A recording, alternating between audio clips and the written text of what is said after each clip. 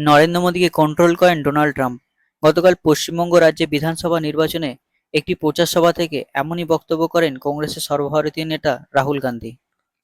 লোকসভার বিরোধী দলনেতা রাহুল গান্ধী পশ্চিমবঙ্গ রাজ্যের উত্তর দিনাজপুরের রায়গঞ্জে গতকাল ভোটের প্রচারে নির্বাচনী জনসভা করেন। তিনি ওই সভা থেকে একই সঙ্গে তৃণমূল ও বিজেপি উভয়কেই তীব্র আক্রমণ করেন। রাহুল গান্ধী অভিযোগ করেন যে মার্কিন প্রেসিডেন্ট ডোনাল্ড ট্রাম্প ভারতের প্রধানমন্ত্রী নরেন্দ্র মোদীকে নিয়ন্ত্রণ করেন। তিনি দাবি করেন ট্রাম্প মোদীর ভবিষ্যৎকে নিজের হাতেই রেখেছেন এবং তাকে ইশারা দিলেই তিনি তার কথায় ওঠেন বসেন। তিনি বলেন মোদী ট্রাম্পের সামনে কথাই বলতে পারেন না। রাহুল অভিযোগ করেন তৃণমূলের দুর্নীতি ও ভুল নীতির কারণেই বাংলায় বিজেপি শক্তি বৃদ্ধি করেছে।